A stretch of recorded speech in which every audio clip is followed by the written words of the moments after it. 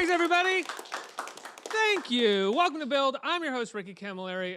Meeting that special someone can be difficult and can be quite difficult. And sometimes it's made easier or more difficult with online dating. The new play, #DateMe, uses Robyn Lynne Norris's experiment of collecting data from several fictitious profiles she created and fuses comedy, improv, music, audience interactivity, and a whole lot of romance to make an altogether unique and hilarious stage play that will open at the West Side Theater in New York on July 21st. Right now, please welcome Robyn Lynne Norris and the actress who plays Robyn Lynne Norris, Kaitlyn Black. Hey there. Hi, good morning. Good morning. Thanks so much for being here. Thanks for having us. Congratulations on the show. I caught it yesterday. It's amazing. It's so funny. It's so unique. Completely unexpected. It's a different kind of show, for sure. When did this start for you? When did the experiment start, and when did you even think you could fuse it into something? It started a minute ago. I mean, it was pre-Tinder, actually, when this happened for me. I had just moved to Los Angeles, was kind of feeling my way. It was a little bit of a lonely time, and one of my friends just called and asked if I was on OkCupid. She wanted me to look at her profile, and I was like, at that time, it wasn't as cool to online date. I was like, I am not. Remember that, right? There was that specific time. It was like online dating. I don't know. No, thank you. So you have to have a profile to look at other people's profiles. So I was like, fine, I'll make a crazy cat lady, and totally forgot about it. I just filled out the profile like, meow, meow. This is what I do. And then a couple days later, I was going through it with my friends. I was like, there are hundreds of messages from men to Tracy Loves Cats, this character, and all in meows. And I was like, this cat lady's more popular than I am in the real world at the time, so that is how the experiment was born. A friend of mine, Bob Ladwig, and I just decided we're going to put the most undateable characters online across the country. We're going to track it and see if anybody is truly undateable online. Yeah. I feel like more so than any other show, whether it's a full-fledged musical or, you know, a straight play, this show feels like it's really born out of workshopping it and sort of getting it on its feet and seeing what works and throwing ideas out there. What was that process like for you? Yes, it is. You know, I come from an improv sketch comedy background at Second City, and when we were building this show originally in Los Angeles, it was 6 of our friends, and usually you kind of collaborate all together, and I was obsessive about this research. I really went down the rabbit hole. I had PDFs of all the characters and their interactions, because it's verbatim interactions with people with my fake characters. And I just had all this research, and it really was kind of Bob and I had to sit down and we found patterns. You see there's an online dating species section in the show.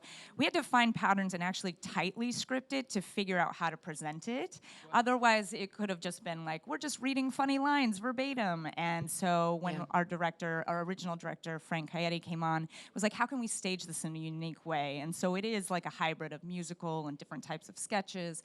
And through the years, we workshopped in Chicago and now here in New York. So it's putting things on its feet. However, every single line has like a tech cue on the screen. You found initially that you really needed a tight script to then workshop and play off of. Absolutely, and it's still a very tight, very tight script. There's the improv in it. Very tight script. It's very tightly scripted because every single line, like I said, there's a profile name on a screen or there's a photo. So we couldn't, especially in this process here in New York with the amazing tech that we have, we couldn't just be like, let's just change all this stuff around. Oh, of course, yeah. I would never expect at this point that, with the exception of the sections of the show where you're literally saying we're improvising now, are you improvising all that much at this point? In those sections where you are improvising, what are the parameters for you and the other actors, or is it really get their story and then the 5 of you, 6 of you? Six of us, yeah. 6 of you start kind of doing classic improv with it? Yep, we sure do. Did you come from an improv background? I did not. Right. So that Doesn't show. Yeah, You're very good. Thank you. Well, with Robyn and then Frank Kaitlyn, who came in, and then also Chris Alvarado, who has a massive improv background, who plays Man 1 in the show, is kind of like our captain for that. But we worked really hard, especially the first week. It was like 10 to 2 every single day. That part of rehearsal was improv, playing games, trusting exercises. I mean, and then we actually did 2 shows at the Pit at People's Improv Theater. And you know, it's still sometimes it's really difficult because you're working 2 sides of your brain at the same time during the show.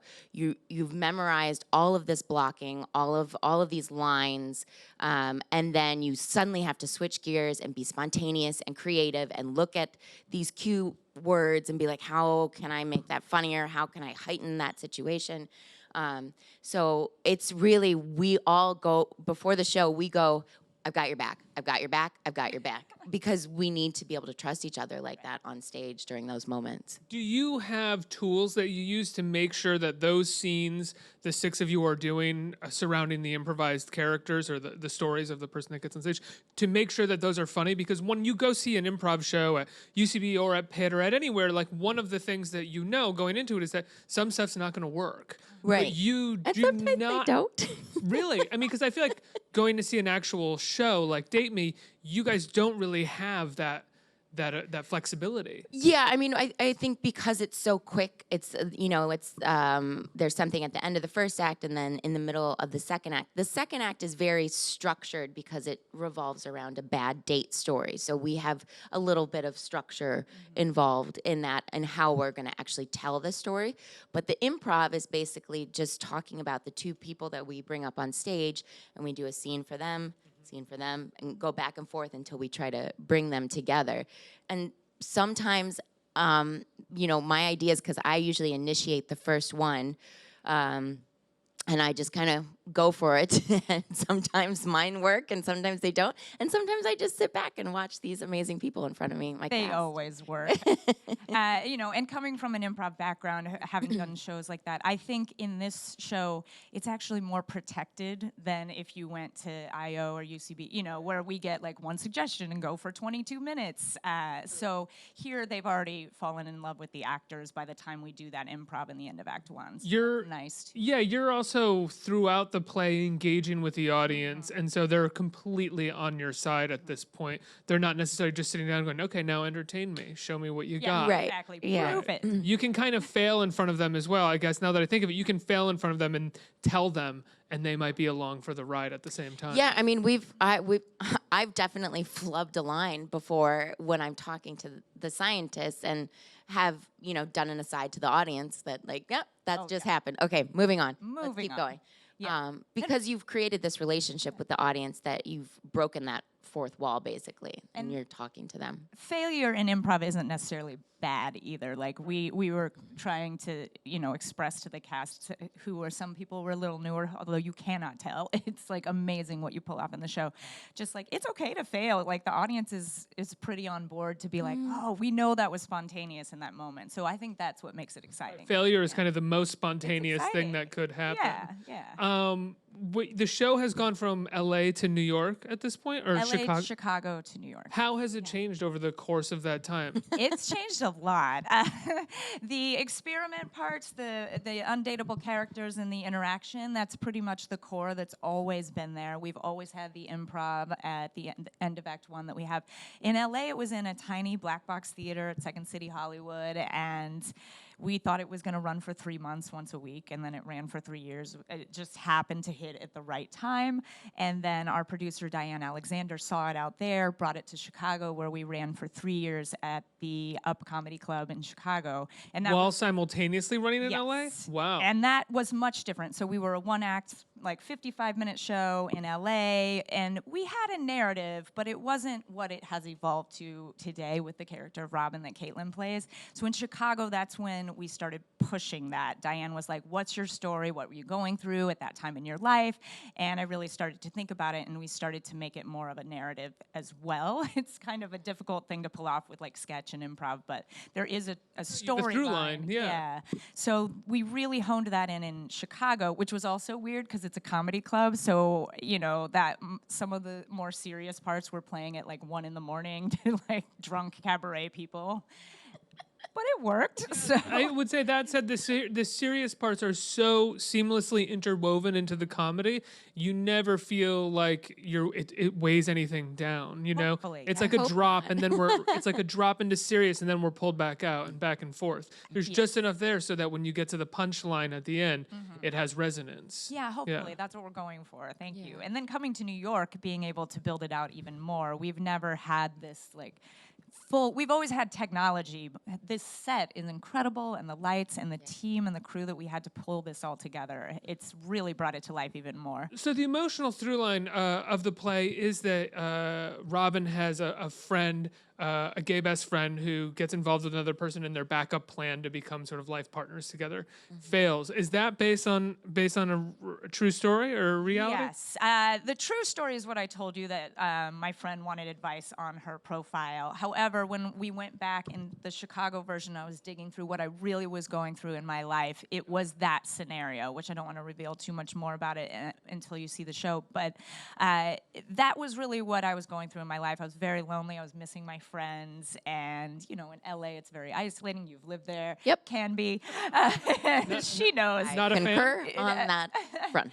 It can be, yeah. So, yeah, everything, the story is very, very based in the truth, you know. I tried really hard not to fictionalize anything. There are a couple things for narrative purposes, but very, very few. Yeah. It's amazing how verbatim all the messages are, and that we want to constantly remind the audience, like, no, people really said this. They really responded like this and spoke like this, just to kind of like hammer that home, like, we're not making it up. Yeah.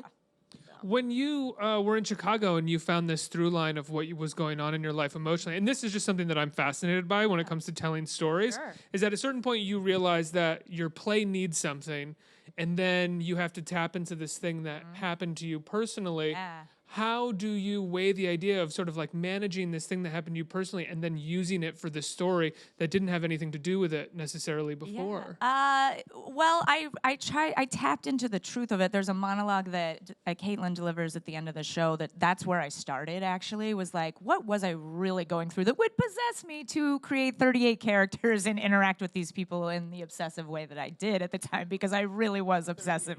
Yeah, 38 characters. And it was over the holidays, and everybody leaves in LA. You're by yourself. And I was just down the rabbit hole at 5 a.m. like, these people are lonely. And then you realize, oh, ding dong, this one's the one that's lonely. And that's part of where I tapped into it. So working backwards from like what was going in my real life, and then I just wove that into the story. So I worked backwards from that. Kaitlyn, what is it like for the majority of the play, not all of it, being sort of the straight man, for lack of a better word? I mean, you have moments of rambunctiousness and hilarity, but you are the anchor for the show. I am, and I mean, it's wonderful. I'm happy to be the QB for the show, but it's hard, especially coming from past television stuff. I usually am kind of the quirky comedic character, so I really had to kind of like sit into it and enjoy. I mean, of course, I enjoy everybody around me and their performances, but it is hard not to be like, I want to get. It's not my turn. Okay, I'm not gonna. Nope, that laugh's not for me. Okay, so it's hard. It's hard when you've done that for a while, and but it's such a great story, and I relate to it so personally. So I mean, Robyn and I share part of our brain, I think, a little bit. We're very similar, so it's. Did you create 37 online Yes. dating profiles? Yes, Is that- I created 42. No, Oh. no. But I mean, I've done online dating. I've ran the gamut of the sites, and I would, you know, it's just it's interesting. It's interesting to go into that world and also hear the audience responses, how they also relate and find comfort or levity in what we're doing. Absolutely, and if I may say, what Kaitlyn does is exactly what you said. You hold the show together, and all of the wacky characters that we see that are so funny, and I get it, because you're sometimes like, I want to be that hilarious person. She's funny in her own way. However, if she didn't ground it, you know, those things don't work at all. So we're very lucky to have you. Oh, well, thanks. I don't leave the stage. I think I leave the stage once in the one first time. act and once in the second act. So other than that, my mug's on there for the whole time. Do you have a favorite character that you created out of the 38? Oh, I have a lot that I really love. Tracy Loves Cats is fun just because it was the first one. I think my favorite one that came from my personal experience it's called Pioneer in a Box, Right. which is like a historical reenactment actor who refuses to break character, which I just find ridiculous. And what I loved is that because I grew up next to one of those places in Indiana, so that's where that was in my brain. And I think it's such an odd thing. So many people wanted to play along with that character, and they'd get into it. They'd be like, I'll get my buggy and ride along with you till the sun goes down. I'm like, who are these people?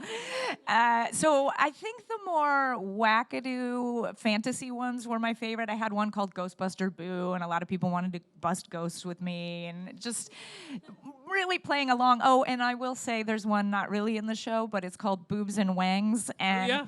her Boobs and Wangs is in the show. She is, but you don't get her backstory, which is that it's her lifelong dream to work at Hooters, but they won't hire her. And so she's like, I don't know, I have the sunny personality. And all these men were like, hey, I know someone at the local Hooters, I can get you an interview. Like, people were genuinely wanting to help, which I thought was really sweet. You said that you immediately were flooded with hundreds of messages. How often did you find that those messages were insincere and just trying to get a response? In the same way that like Twitter trolls are Sure. generally just trying to get someone to respond to them. That's a great question, because I also, my friend Bob and I, when we did the experiment, we had rules because we didn't want to mess with people and we didn't want to catfish, even though it's technically kind of, but we were like, they have to reach out to us. They have to see our wackadoo characters and reach out. I would say still about half of them are the typical messages that any woman gets, just like, hey, or some You can kind curse. of... Yeah, so, okay. Yeah, like sexual Or dick innuendo. pics. Yeah, dick pics, all that. Well, You get a lot of dick pics? well, you can't send them. You get requests like, send me your, number Right. so I can send you a dick pic. Or be like, all right, let's see this guy's dick. No. Oh, okay. Not because you wanted to, but just because No. if you're offering that, I'm going to put you in the place where that's now out in the what world. I would do, I would stay in character. So if somebody offered me something really graphic, I would stay in the character of Pioneer in a Box, or like I would pretend I didn't know what they were What's a talking pic? about exactly, or things like that. I would really kind of put them in their place. Or if they had a really nasty profile name, I'd be like, "Your name's really interesting. Where did that come from?" So I guess I don't know if that answers the question. So you would get a fair amount of the sort of trolling standard, yeah. What's very interesting, though, about this show, what we found is that a lot of people really kind of make a standard profile. You try to be your best self, and you see this in Robyn's journey, like, you kind of start a little generic a lot of the time. And I did a lot of research for this show throughout their statistics and all this stuff. And the more specific you are on your profile, better chances you have of getting messages and matches. And because the characters were so unique and kind of one note, all of them, it was easy for people to latch on and write messages. And I think most people were playing along. They thought it was funny. I think I got more responses than I would have if it was just me, though. It's such a weird thing to be specific in. I mean, I haven't done online dating in years at this point, but it was such a weird feeling when you were specific, because it's like, oh, I love this thing, but anybody else could maybe judge me for liking this author or this movie so much, or maybe this movie means something completely different to somebody else, you know? And then that's not your person, right? So Of course. it's like, because that's the other thing. It's like, I have that too. I'm like, oh, I'm going to put this out about myself. People are going to think I'm weird. But Like, it's... there's a moment in the play where you reference horror movies and two other things. What are Yes. horror movies? Traveling by yourself? So there's 3 questions that OkCupid found, because they have all their data, right? So when they went through, there are 3 compatibility questions they found that if you and your partner answer the same, you're going to be successful. That's we're going to, but you're more likely to have Percentage-wise, exactly statistically. higher percentage. And it's, do you like horror movies? Yes. It is, have you ever traveled to another country alone? Yes. And would you be willing to chuck it all and go live on a sailboat? Oh my God, yes. Okay, so you're all 3 yes. So if your partner had all 3 yes, then you're destined for success. I think she loves horror movies. I think we're Yeah. good. I think Yeah. we're all right. I think Okay. good. At least that one is taken care of. Yeah. Right. Yeah. Kaitlyn, you referenced that you came from television where you played more of the wacky characters there. What is it like coming from TV to theater? I imagine you'd done a fair amount of theater prior to your work on television. I started in theater, actually. I started as a dancer. My grandma owned a dance studio in Cleveland, Ohio, which is where I'm from. And but then a back injury took me out of being able to continue dancing because musical theater was actually more of where I was trying to go. But I still came to New York. I was here 2005 to 2007 trying to break into like straight plays, and even though like all I had was like tap dancing on my resume, I was like, I can act too. And then I got a web series before anybody knew what a web series was. And that allowed me to go to LA and do TV. But I'm thrilled to be back. I'm thrilled to be back on stage. I did a show at the La Mama Theater a very long time ago, which was a lot of fun, but very small role. I love being back in New York. I literally donated, chucked, or sold all of my stuff. If it didn't fit in my car, it didn't come. So I just kind of made the. You were done with LA. I've been for there at least a little while. Yeah, I mean, I was there for 12 years. I was ready for a change, and this was like the most amazing opportunity I could possibly ask for. So I said, if we're gonna go, let's go. So Good for you. Yeah, That's great. I think we have a couple questions from our audience. Who has a question? Right here. Hi. So my initial question was, what is the favorite dating character you created? So I think it's already been answered, but I think here, tell us a little bit about the app that goes along with the show. Yeah. So I saw the show and I thought it was so much fun and so different from anything else in New York, especially how you use the app as well to interact with the audience. Oh, this Can is we talk a little bit exciting. about Thanks that? for asking. Yeah. This is something I wanted to do for a long time, and we did not have the abilities in the smaller scale shows in LA and Chicago. So we have this amazing developer, Sam Haynes, who came on to develop an interactive app for the show. So when you get to the show, you log onto your phone, you create a profile name, you answer some ridiculous questions, and then throughout the show, you are matched with people. So you could be matched with a character from the show, or you could get messages from the show. And what I love is once you join the show, it's like a swipe gallery. So you can see everybody in the show. You can swipe and be like, oh, that guy's cute, or that You that might girl's meet hot. someone. Who Yeah, you knows? can see if people are single. You can see what they're looking for, and it's really, really fun every night. You know, I've been going to every show, just sitting there and being like, okay, this is tonight's audience. Like, who's around? It's You're still a voyeur of like I'm online still a dating voyeur. profiles. But I'm not like in a creepy way. You've I'm now designed excited. this show simply so you can look at people That's online. right. I just want everyone to find love. So the show opens on the 21st, right, at the West Side Theater on 43rd between 9th and 10th, right? Correct. Yeah. Yes. Yeah. All right, I got it. Yes. I love the show. Congratulations, Thank guys. you. Thank you Thank so much for you. being here. Everybody give Robyn and Kaitlyn a huge round of applause. Thank you. Thanks for having us.